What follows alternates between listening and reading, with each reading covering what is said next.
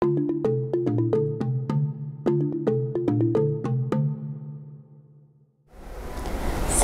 datang di kelas Seni Budaya. Pada semester 1 kelas 8 ini, kita akan mempelajari bersama-sama apa itu gambar ilustrasi. Adapun tujuan pembelajaran yang harus anak-anak ketahui dulu sebelum kita mempelajari tentang materi menggambar ilustrasi.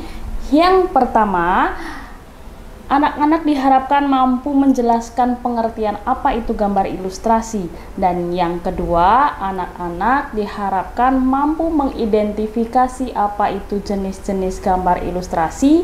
Yang ketiga, anak-anak diharapkan mampu mengidentifikasi karakter objek yang ada pada gambar ilustrasi. Dan yang terakhir atau yang keempat, yaitu anak-anak diharapkan mampu menggambar model sesuai dengan karakter objek pada gambar ilustrasi. Apa itu gambar ilustrasi? Gambar ilustrasi adalah sebuah karya seni rupa dua dimensi yang tujuannya untuk memperjelas suatu ide atau sebuah narasi cerita. Jenis-jenis gambar ilustrasi. Ada beberapa jenis gambar ilustrasi yang akan kita pelajari. Di antaranya, yang pertama yaitu gambar kartun. Yang kedua, gambar ilustrasi karikatur. Yang ketiga, gambar ilustrasi komik. Yang keempat, gambar ilustrasi karya sastra. Dan yang terakhir atau kelima yaitu gambar ilustrasi vignette. Lebih dalam terkait jenis-jenis gambar ilustrasi yang tadi sudah saya sebutkan. Yang pertama, kita akan mempelajari apa itu gambar ilustrasi kartun. Kartun merupakan gambar ilustrasi dua dimensi yang biasanya di dalamnya terdiri dari tokoh manusia. Cerita berisi tentang hewan, cerita humor yang sifatnya menghibur dan lucu.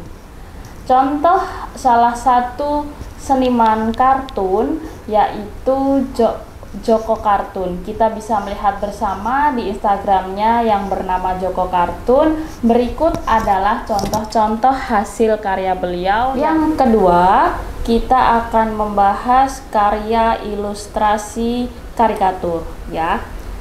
Karikatur merupakan sebuah seringnya berupa tokoh manusia, kemudian memiliki karakter yang dilebih-lebihkan, lucu, unik, dan terkadang mengandung kritikan. Biasanya bagian kepala dibuat lebih besar daripada badan. Kemudian bagian-bagian dari wajah ada yang dilebih-lebihkan. Misalkan ada yang memiliki hidung mancung kemudian digambar sedemikian rupa sehingga hidungnya terlihat lebih mancung dari orang yang normal. Nah, untuk karikatur kita bisa melihat salah satu karya karikatur dari Made Iskandar. Itu biasa menggambar karikatur. Ini adalah salah satu contoh karya beliau. Karya ilustrasi komik. Karya ilustrasi komik merupakan rangkaian gambar yang saling melengkapi dan memiliki alur cerita. Bentuk komik dapat berupa buku ataupun lembaran singkat yang biasanya disebut komik strip. Jika dalam bentuk buku, biasanya buku itu ada jilid 1 sampai jilid 25. Hanya saja di sosial media maupun di koran sekarang ini ada komik yang hanya dalam bentuk satu lembar yang biasa disebut komik strip. Gambar ilustrasi karya sastra. Gambar ilustrasi karya sastra adalah sebuah gambar ilustrasi yang digunakan untuk melengkapi sebuah karya sastra. Karya sastra dapat berupa cerita pendek, puisi, sajak, dan tentunya akan lebih menarik jika diikuti dengan gambar ilustrasi. Kemudian, gambar ilustrasi karya sastra ini juga bertujuan untuk memberikan penguatan, mempertegas isi ataupun narasi pada materinya. Gambar ilustrasi karya sastra seringkali bersifat imajinatif, yaitu sifatnya angan-angan atau tidak ada dalam kenyataan, mengikuti dari bentuk karya sastranya. Gambar ilustrasi vignette. Gambar ilustrasi vignette merupakan gambar ilustrasi berbentuk dekoratif yang berfungsi sebagai pengisi bidang kosong pada kertas. Jika kalian masih asing mendengar kata vignette, kalian bisa mencari atau googling dengan kata kunci doodle. Jadi doodle ini hampir mirip dengan vignette. Itu dia kelima jenis gambar ilustrasi yang sudah kita bahas secara bersama-sama. Selanjutnya kita akan mengenal objek dalam gambar ilustrasi.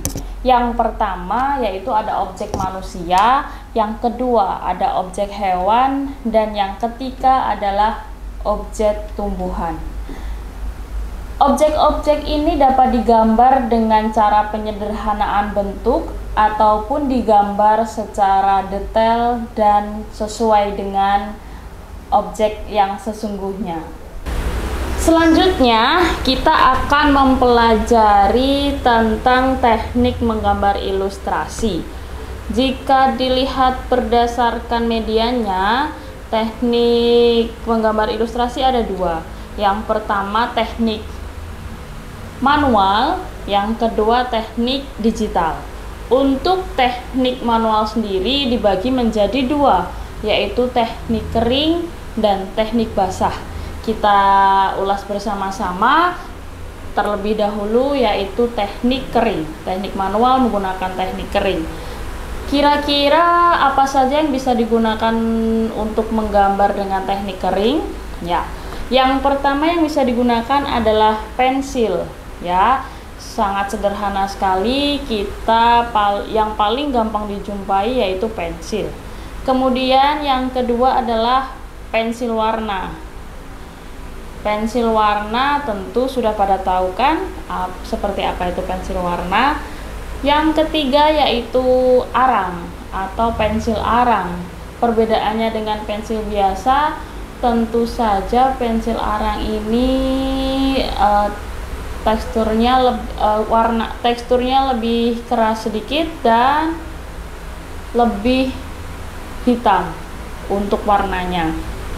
Tergantung dari bahan kayu yang digunakan, tapi biasanya yang dijual-jual di toko alat tulis itu pensil arang ini lebih mudah patah. Kemudian yang keempat ada krayon. Kemudian ada karkul. Karkul itu bisa dalam bentuk batang, bisa juga dalam bentuk serbuk. Apabila batang, kita gunakan seperti pensil biasa. Apabila serbuk, kita gunakan kuas untuk pengaplikasiannya. Dan yang terakhir adalah pulpen. Untuk teknik kering, pulpen seperti yang pulpen kita biasa gunakan dengan teknik arsir. Untuk teknik manual selanjutnya yaitu kita akan bahas teknik basah. Seperti apa sih teknik basah itu? Teknik basah adalah bila mana dalam melukis kita pada saat menggunakan media atau cat yang digunakan itu memerlukan bahan cairan untuk mengencerkan warnanya. Di antaranya ada cat air, cat minyak, tinta, cat poster, dan akrilik. Kali ini kita akan bahas teknik digital. Seperti apa sih teknik digital itu? Jadi menggambar menggunakan teknik digital itu ketika kalian menggunakan media digital untuk menggambarnya. Paling sederhana, media yang bisa kita gunakan yaitu handphone. Jadi daripada handphone ini digunakan untuk menonton drakor, main games, atau untuk memainkan sosial media yang mungkin tidak ada manfaatnya, tentu saja secara berlebihan ya. Kalau digunakan untuk yang mencari sesuatu yang positif tidak masalah. Tapi biasanya ketika sudah masuk main drakor atau main game itu jatuhnya kecanduan. Mungkin kalian bisa memanfaatkan ini untuk mengasah bakat kalian yaitu menggambar ya. Yang terakhir kita akan bahas yaitu tahapan menggambar ilustrasi ya. Sebenarnya tidak ada patokan khusus dalam menggambar ilustrasi, hanya saja secara umum yang pertama kita harus menentukan tema gambar atau narasi dari gambar, narasi dari apa yang akan kita gambar, narasi atau ide cerita, ya. Kemudian kita menentukan jenis gambar ilustrasi yang akan kita buat. Dari narasi, misalkan sudah tersedia narasi, kemudian kita tentukan gambar ilustrasi apa yang kita buat. Mau gambar ilustrasi vignette kah, atau mungkin dibuat komik atau mungkin karikatur atau mungkin kartun. Kalau gambar ilustrasi karya sastra, mungkin pada saat narasinya berupa karya sastra berarti bisa dipakai, ya. Kemudian kita tentukan iramanya, komposisi gambarnya terdiri apa saja, dari segi proporsi, keseimbangan, dan kesatuan gambar kita mulai pikirkan. Selanjutnya mulai menggambar sketsanya secara global dengan mempertimbangkan prinsip-prinsip rupa tadi, dan kemudian terakhir silahkan di finishing menggunakan misal arsiran, pewarna, atau menggunakan teknik kering atau teknik basah, kemudian pewarna-pewarna lain sesuai dengan karakter yang akan disampaikan kepada pembaca atau para penikmat gambar. Anak-anak, ada satu hal yang ingin Ibu sampaikan kepada kalian semua dalam perihal menggambar, yaitu jangan pernah terbatas pada media. Dengan media yang kita punya, kita harus sekreatif mungkin untuk memanfaatkannya. Punya pensil, buatlah gambar pensil yang luar biasa.